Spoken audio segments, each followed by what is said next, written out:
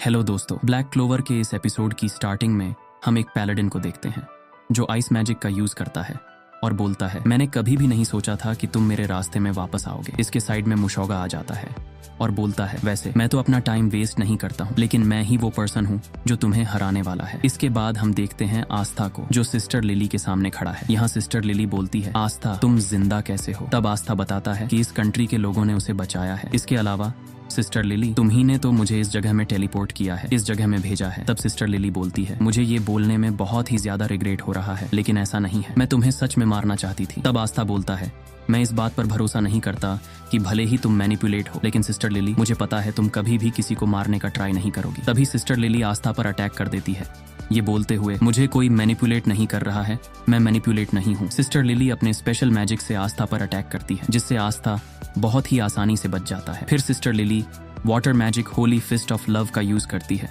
और एक बहुत बड़ा फिस्ट बना के आस्था पर अटैक करती है, ये बोलते हुए, हम नहीं चाहते कि तुम जिंदा रहो। तब आस्था अपने पुराने बातों के बारे में सोचता है और सिस्टर लिली के इस अटैक को आसानी से काट देता है। सिस्टर लिली सोचती है कि एनफोर्स स्पेशल ट्रैवल आस्था पर काम नहीं करेगा जब तक आस्था एक जगह स्टेबल नहीं हो जाता, और यहाँ पर अपने स्पेशल माना डोमिनेशन का यूज करने का कोई मतलब नहीं है क्योंकि आस्था का एंटी मैजिक उसे खत्म कर देगा। तब सिस्टर लिली बोलती है, तुम जिंदा क्यों हो? उस टाइम तुम्हें मर जाना चाहिए था हमारे लिए। फिर सिस्टर लिली सोचती है कि उसे एक बहुत ही स्ट्रॉन्ग स्पेल का यूज करना पड़ेगा। यहाँ पर sister Lily water special magic skeletal flash का यूज करती है और एक लेजर बीम जैसा छोड़ देती है आस्था पर, जिससे आस्था बहुत ही आसानी से बच जाता है। तब यहाँ पर अचानक सिस्टर लिली आस्था के बचपन के टाइम को याद करती है और बोलती है, इस वर्ल्ड के लिए तुम्हें मरना पड़ेगा आस्था। तब आस्था बोलता है, सिस्टर लिली मैं तुम्हें किसी को भी मारने नहीं दूंगा। और यहाँ पर सिस्टर लिली फिर से आस्था के बारे में सोचती है और रोते हुए बोलती है, मैं भी तुम्हें मारना नहीं चाहती हूँ। तब आस्था नोटिस करता है कि लूसियस सिस्टर लिली को कंट्रोल कर रहा था। यहाँ पर पैलेडिन के सोल के अंदर इस बात को ज्यादा प्रायोरिटी दी गई है कि लूसियस सही है।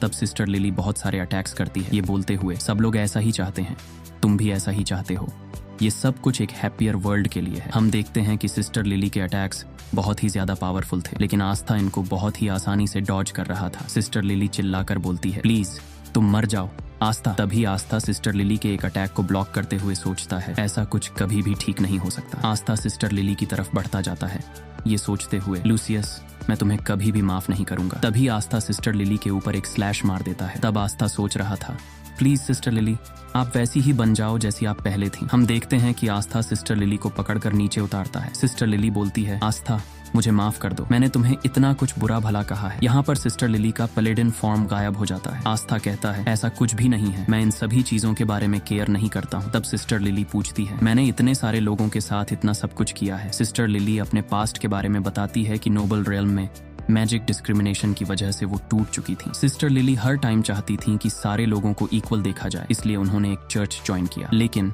सिस्टर लिली को पता चला कि वहां पर भी डिस्क्रिमिनेशन होता है मैजिक बेस्ड क्लास के ऊपर। कोई फर्क नहीं पड़ता कि सिस्टर लिली कितना भी प्रे करे, कुछ भी चेंज नहीं होता था। इसलिए सिस्टर लिली वहां से भाग जाती हैं और सेकंड रियलम में चली जाती हैं। सिस्टर लिली चाहती थी कि वो ऐसे लोगों को ढूंढे जिनकी वो मदद कर सके, और सच में सिस्टर लिली ने मदद भी की। तभी हम लोग प्रेजेंट में देखते हैं जहां रियू आता है। रियू बोलता है, तुम तो ठीक हो, तुमने आस्था को बचा लिया है और वो तुम्हारे साथ है। इस बार तुमने जिस बंदे को बचाया है उस पर थोड़ा सा भरोसा रखो। यहाँ सिस्टर लिली बोलती है, यहाँ 3 दिन बचे हुए हैं, इसके बाद क्लोवर किंगडम में मेन बैटल शुरू होगी। जजमेंट डे के पहले लूसियस खुद को रेडी कर रहा है। लूसियस अपने सारे सिबलिंग्स के और खुद के मैजिक को कंबाइन कर रहा है, body magic, bone magic, blood magic और सोल मैजिक। इसकी वजह से उसे बहुत ही ज्यादा हाई लेवल की पावर मिल चुकी है। लूसियस किसी भी ह्यूमन के माइंड को चेंज कर सकता है और उनके बॉडीज को बना सकता है। लूसियस यहाँ पर एक ह्यूमन को भी क्रिएट कर सकता है। लूसियस के पास अभी गॉड लाइक मैजिक है और जजमेंट डे के दिन लूसियस पूरे वर्ल्ड के मैजिक को कंट्रोल करना चाहता है। हम लूसियस को देखते हैं जो बहुत ही कूल लग रहा था। तब आस्था शॉक होते हुए बोलता है,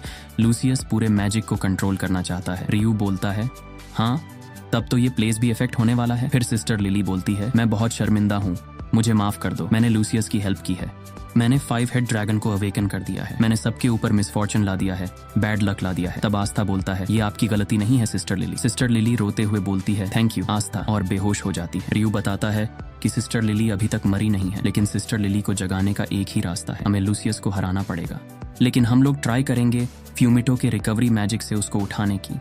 इसलिए आस्था फूमिटो को थैंक यू बोलता है और उसे सिस्टर लिली का ख्याल रखने के लिए बोलता है। तब मिकुरिया बोलता है, सब कुछ मेरे हाथ में छोड़ दो। तब आस्था बहुत ही ज्यादा रेज में बोलता है, आज तो यार मैं लूसियस को हरा के रहूंगा और सबसे पहले मैं इस ड्रैगन को काट फेंकूंगा। हम देखते हैं कि ये ड्रैगन आस्था के ऊपर अटैक करता है। आस्था इनमें से एक ड्रैगन के सर को बहुत ही ज्यादा इजीली काट देता है जेटन से। दूसरी तरफ पीछे से एक और ड्रैगन आस्था के ऊपर अटैक कर देता है, लेकिन उसकी मुंडी को भी आस्था बहुत ही ज्यादा इजीली काट देता है। तभी आस्था देखता है कि जिस ड्रैगन के सर को उसने पहले काटा था उसने खुद को हील कर लिया था और वो फिर से आस्था के ऊपर अटैक करता है, जिससे आस्था बचता है। आस्था यहाँ सोचता है कि वो अपने एंटी मैजिक से बहुत ही ज्यादा इजीली इनके सर को काट पा रहा था, लेकिन ये ड्रैगन खुद को रिजनरेट कर रहे थे। तब आस्था बोलता है, अब मैं क्या करूं, और यहीं पर सीन चेंज हो जाता है। हम देखते हैं कि इस आइस वाले पैलेडिन को, जो अपने मैजिक से मुशौगा के ऊपर अटैक करता है, लेकिन मुशौगा के ऊपर इसके अटैक का कोई असर नहीं पड़ता है। मुशौगा कहता है, तुम इतना ही कर सकते हो, तुम्हारे अटैक्स बहुत ही ज्यादा फ्लैश हैं, लेकिन तुम इससे ज्यादा कुछ भी नहीं कर सकते हो। तब ये पैलेडिन बोलता है, मैं मास्टर लूसियस की खातिर